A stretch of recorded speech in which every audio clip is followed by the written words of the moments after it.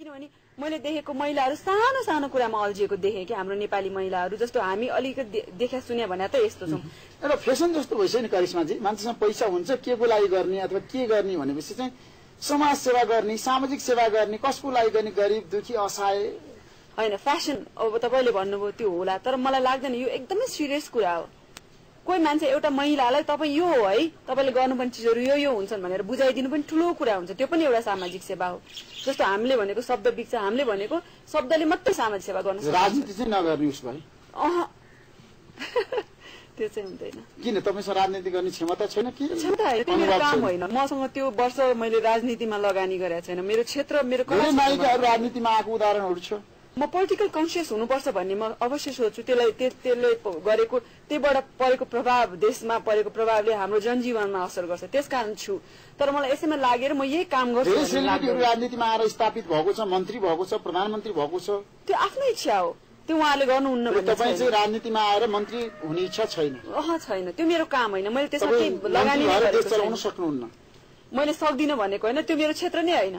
क्षेत्र मान्छेको हेर्नुहोस्, मान्छेको जीवनमा नसोचेको कुरा पनि हुन्छ नि। असम्भव भन्ने त के छ र जीवनमा, छ र के? त्यो मैले सोचेको छैन। त्यो बारेमा मैले कुनै दिन सोचेँ भने यहाँलाई अवश्य पनि भनौँला। राजनीतिमा आउन सक्नुहुन्छ कुनै समय र परिस्थितिले तपाईँलाई राजनीतिमा ल्याउन सक्छ। तर म पोलिटिकल कन्सियस अवेयर भएर बस्न चाहन्छु।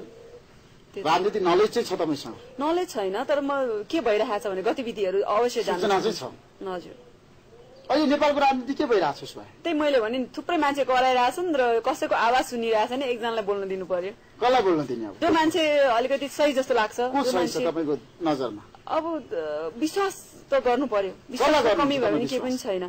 अहिले अब यस्तो परिस्थिति हेर्दा अहिले बाबुरामजी हुनुहुन्छ, मलाई त सही मान्छे जस्तो चाहिँ लाग्छ। भनेपछि बाबुराम भट्टराईको नेतृत्वमा शान्ति र संविधान सुनिश्चित हुन्छ भनेर म भन्न सक्दिनँ, तर कोसिस त गर्न दिनु पर्यो नि। नेपाली राजनीतिमा बाबुराम भट्टराई धेरै इमान्दारीताका साथ भन्दिनँ त। अहिलेको स्थितिलाई कि अहिलेको स्थिति यस्तो कचिङ्गल भएको स्थितिमा हिज अ राइट पर्सन। पहिले कुनै जमानामा रिपोर्टर्स क्लबमा गएर प्रचण्डको निकै ठुलो प्रशंसा गर्नुभएको थियो, याद छ तपाईँलाई? एकदम मैले प्रशंसा भन्दा नि मैले कसैको ब्याक बाइटिङ पनि गर्दिनँ।